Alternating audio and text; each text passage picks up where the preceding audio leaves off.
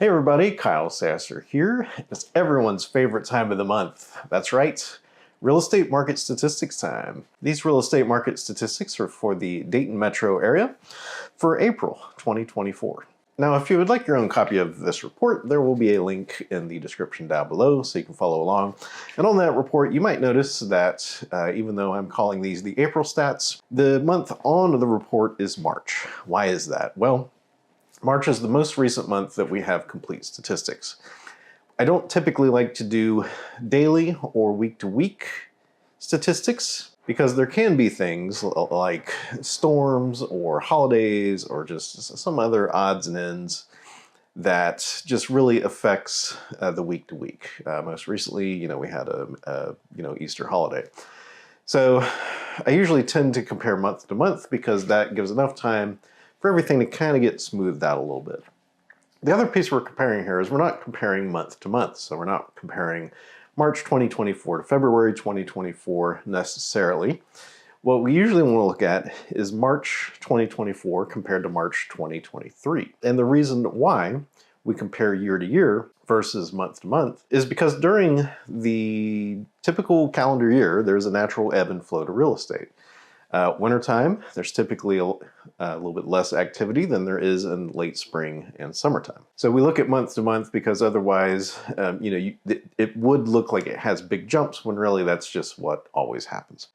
Now, I have been paying more attention to the month to month stuff just because the market's been a little wacky the last couple years. So I will touch on that a little bit in our report. But by and large, whenever we're looking at real estate trends, we want to compare March 2023 to March 2024, because the honest truth is real estate trends are definitely more of a long-term thing. Real estate trends typically are months to years, not days or weeks. Now, if you've been watching these videos for a while, you know that the last few months I've been predicting that more than likely we will see the number of buyers come back to the market in the spring. More than likely we'll chew through the amount of inventory that we've built up in the last few months over the wintertime, with the result being an increase in home prices again. The market just isn't really set up for much else other than that at this point. It's primarily a supply problem with where demand is at currently. Basically, the number of home buyers has been pretty close to the number of homes that are being put up for sale. And basically, the number of buyers would swing based on the time of the year we are, and that's when the home prices go up for a few months and then they go down for a few months. That's why we've kind of been teeter-tottering the last few years. All right, let's dive in to these market statistics for Dayton, Ohio. Total number of closed sales was down 2% to 1,026 homes from 1,047. Median sales price was up 14.7% from $200,500 to $229,950. Average sales price was up 12.5% from $243,551 to $273,878. Median percent of original list price was down 0.3%. That went from 98.7 to 98.4%. And median time to sale went down 2% from 49 to 48 days. So not really a big shift there. Total number of new listings dropped 2.5% from 1,291 to 1,259. But total active inventory is actually slightly up, 4.2% from 1,018 to 1,061 homes. Foreclosures and short sales hasn't really been a big shift. There was a total of 1 both months for short sales, and foreclosures dropped 28.6% from 14 to 10. Now, one thing to note on median sales price is that we are pretty much breaking new ground with record median sales prices. And that is primarily a function of there being fewer homes for sale. I mean, we literally only have 1,000 homes for sale in the entire Dayton metro area. That's not just, Dayton, that's Dayton, Oakwood, Beavercreek, Springboro, Centerville, Pick was in there, Troy, Tipp City, Miamisburg, basically, the 5-county area of the Miami Valley. That is all the homes that are for sale. That is not a lot. So the issue is when you have that little amount of supply and the number of sales is holding relatively steady with it, home prices are going to go up. It's just simple supply and demand. Now, the median percent of original list price, that has come down some. It's not as low as it was in December and January when it was in the 97s. but it's also not as high as the 100% that it was April, May, June, July, August, September of last year.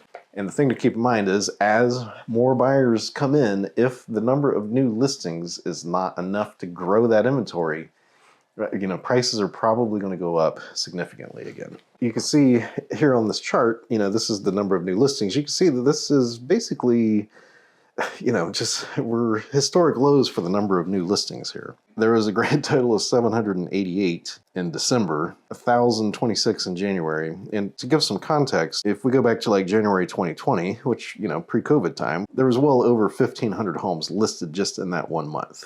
And we're currently at 1,259. And then in March 2020, there was basically 1,500 homes listed, but currently we're at 1,259. So whenever you ask yourself, why is the home market doing what it's doing, these supply and demand numbers are really the core issue. Median time to sale ticked up like it always does through the wintertime, up into, you know, higher than it had been for most of the previous year. Did get slightly longer than 2022, but it's still relatively short. So 48 days time to sale. What you want to do with that number is you usually want to kind of knock off about 30 days of that, and that will tell you roughly what the time to contract is. So most contracts are typically 30-ish days. Sometimes they can be shorter, you know, 25 days, but that's a little unusual. But typically I'll just knock 30 days off that and figure, you know, it's probably somewhere in the 1 to 2 weeks time to contract. But you can see there's, you know, definitely the trend on the charts here. The really interesting bit to me though is that it hasn't moved that much. I mean, if we go back to 2020, you know, we were up above 50 days for sure. The interesting thing to me is that if we go back to like 2019, yes, we are pretty clearly above 50 days, but all through the COVID craziness and the housing crunch and all that stuff, this has not shortened up to like crazy town numbers. There's some other markets that I'm involved in, Tampa and St. Petersburg, where the time to contract got down to literally like 5 days.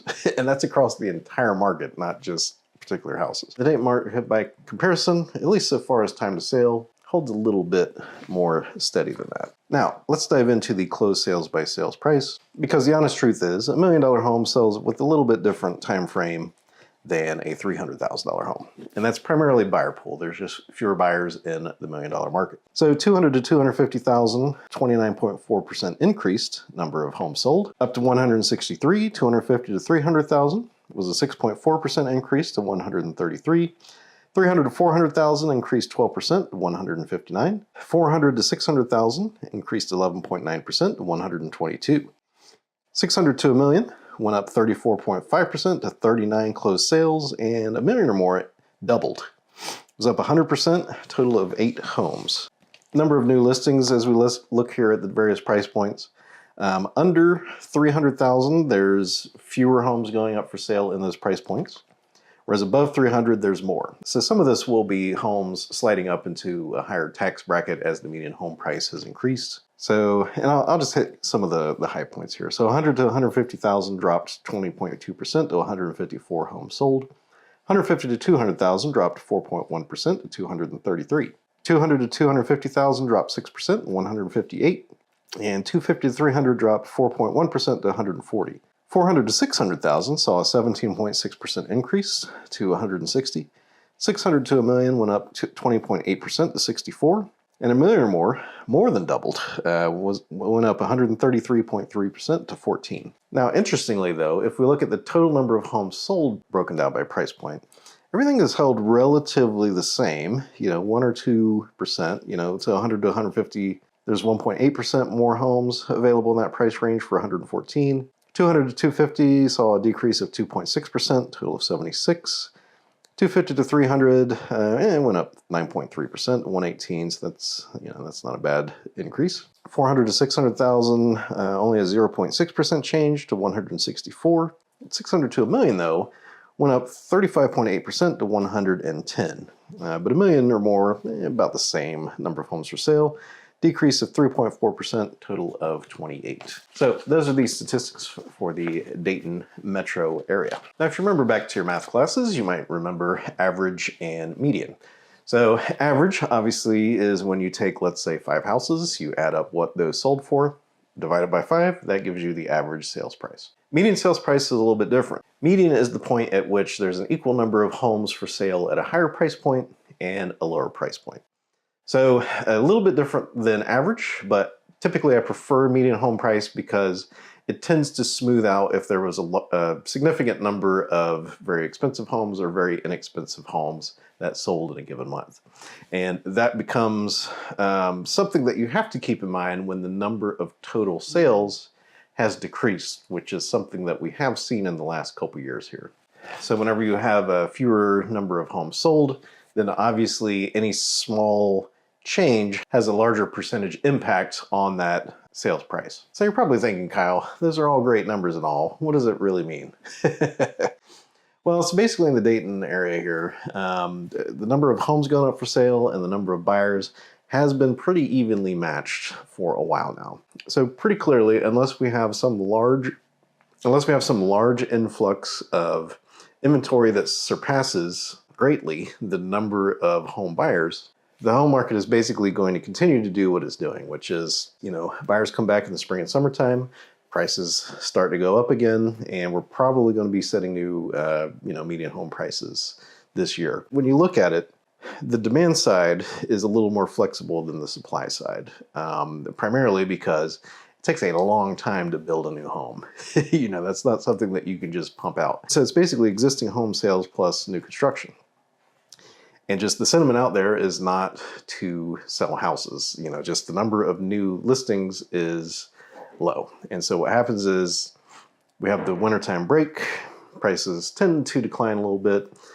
Buyers come back in the springtime and summertime, they chew through the inventory, and then prices start going up again. Obviously I do keep an eye on this every month.